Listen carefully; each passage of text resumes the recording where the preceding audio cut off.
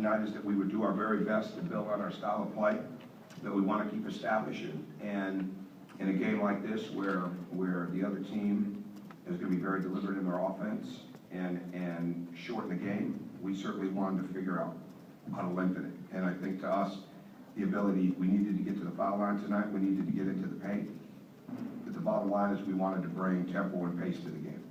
And I thought our guys did a good job of adjusting on defense, of doing things that we don't normally do throughout the game, which is stay in pressure, and then mix defenses, press into some different defenses. We just kept mixing it up. So anytime you have a situation like that, it's not going to be as smooth, but it certainly gives us something to work with, to build on, and most importantly tonight was to bring pace to the game, no matter what the other team wanted to do. I thought the fact that we had 10 assists on 15 baskets in the second half was really good. I thought we had some guys play the way that we need to play. We played a lot of guys, and because we knew they were going to play a lot of guys, so you're never going to get into a great rhythm. But it wasn't about rhythm tonight as much as it was about just all out, hard-nosed, bring pace to the game, put a lot of pressure into the game. And then there's things certainly we got to clean up. There's no doubt about that. So we got to clean up our rim defense. We got to clean up some of our awareness. But again, we were switching defenses, and sometimes we were pretty good at that, and sometimes we weren't as good.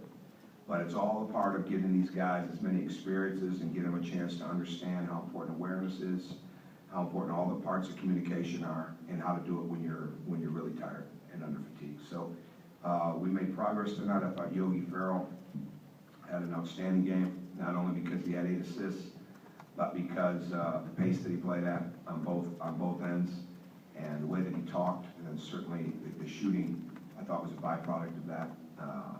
Jeremy, Noah with the rebounding, Will, I mean, a lot of good basketball from a lot of different guys where nobody was really together for that long a period of time. So definitely something that we could build on. Yeah. Just, I guess, especially in the middle 20 minutes, it felt like the press really took hold, and Nicholls State had problems with it. What maybe allowed your guys to grow into it a little bit? Well, I think the fact that we stayed in it.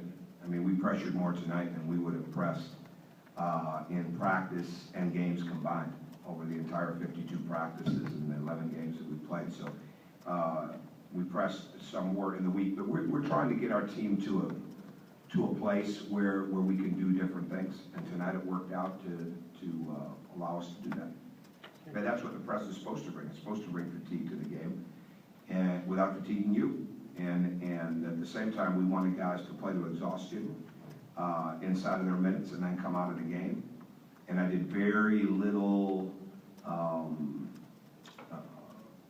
pacing, where guys might pace themselves on one end of the court, to play longer minutes. And I didn't have to really sub for that because that wasn't what our mission was. And our mission was to play really hard, bring pace to the game without pacing ourselves. And I thought we did a good job of it.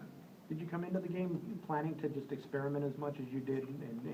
I wouldn't call it experimenting. I think when you work on it, and I wouldn't call it experimenting. I would call it more just changing the game up. Because again, we've lost games, but we're not going to be successful if we let teams set their pace, okay, especially when it's more deliberate. And we had a feeling, obviously that could happen, because they run good offense, and they want to get the shots that they want. It even freed them up a little bit. The more we press, the looser they got. And certainly that's going to happen. That's one of the trade-offs. But if you're going to press, you're trying to bring exhaustion and fatigue to the game. So it was more a sense of just changing things up. And if it was more experimental, then it would have been more experimental lineups. It wasn't like that. It was really more about bringing that speed to the game throughout the game. The sort of base defense you guys used with it seemed like 4 guys were in man. You had sort of one guy in the back following. Had you guys ever done that before? Or did everybody have to? We had. This team hadn't. This team hadn't done that, but we've done that in the past. And so that was something that we worked on this week. And a little bit more personnel. And it caught us one time when we didn't match up because they could go from having a non-shooting 5-man in the game to a 3-point shooting exclusive 5-man in the game. And so when you have that, then the communication has got to be really good. And we've dealt with that in the past two in games. But that's where we have to go now. We have to be able to, we've got to get this to a point where we can do, multiple things. It's like you want multiple effort players. You got to be able to do multiple things in the game, and and again, you're going to get a lot more out of your concepts. But there are game plan things that have to happen now that we haven't been so good at, and some of it's because of the youth and inexperience, but some of that's also been indecisiveness, and we wanted to push that decisiveness limit to the hilt by how we had to be talking, decisive, aware, under fatigue, and playing as hard and fast as we could. And so a lot of times we did that.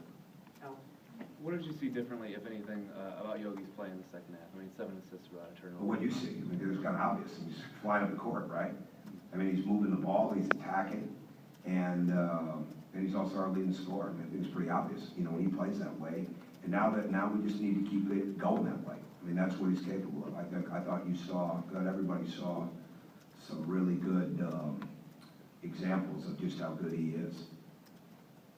But, Tom, can the press really be a weapon for you heading, from this point on, and how good a pressing team can you be? well, we'll see. We have to become a deep team. We have to be able to change tempos in the game. We don't have enough. And again, we had our second best shooting night of the year, and we played extremely fast. So I mean, I think that's important. But we got some layups. We got layups, and we don't want to become a team that trades baskets. We had a little bit of that, but I dealt with that, personally, because I know we haven't spent as much time on the rest. And answer to your question, I think we can get good at a lot of different things, and I think it's very important that we do get good at a lot of different things, because we have length, we have a chance to be deep, and we have guys that are really willing to play hard. And now we just got to get it at a consistent level. Johnny Marlin got some first half minutes. Was that just, you felt he'd be effective, or were you just not happy with some of No, the it wasn't that. It was not that at all. I mean, I want to try that. So I wanted to, knew all week long we wanted to do that. And we'll see how it goes, and put him out there in situations where he can spell Yogi, and at the same time that we don't have a lot of drop off. And he works hard, and we just got to put him out there and see where those capabilities are for this team and running the club. Go ahead, Dustin. How concerned are you about the turnovers with 20 of them? How much of that is pace, and how much of that do you think is just actual? Oh, I think our turnovers early on, where we were trying to find our way, were more like that. We've had a long week, so very long week, and long week academically. It's really been a long couple of weeks academically, and not only is this the first time through for the young players through schedule, through all of this game-wise, but it's their first time through exams, this level of academics that they have to be up to, and I get that. It's not an excuse. I mean, it's something that you have to get them to push through it, and we spent a lot of time this week making sure that we do that. So tonight it wasn't going to be about. I'm always concerned about the turnovers in the sense of when they're sloppy or when we're trying to do too much, and we've certainly spent a lot of time on that this week, and we'll do the same. We'll do the same with it again. But that, like our shooting, it will get better. But if we build on some of the things that we did in the second half, it's all a matter of really getting guys to understand that the greatest form of toughness is your consistency. And we've got to become a consistent team, and then we'll be a lot better and tougher in a lot of different areas. How comfortable, as you talked about Yogi as the leading scorer, but also kind of the person through whom everything flows, how comfortable is he getting now as you do approach the end of the non-conference season? I don't think he's hit double figures in scoring every game. He's obviously leading in assists. I think it's a matter of our style of play, and I think whoever's in those positions has to be able to play that way, and I don't think there's any question that he can. And I think that's what's most important for us is that when I'm trying to get these guys, they're not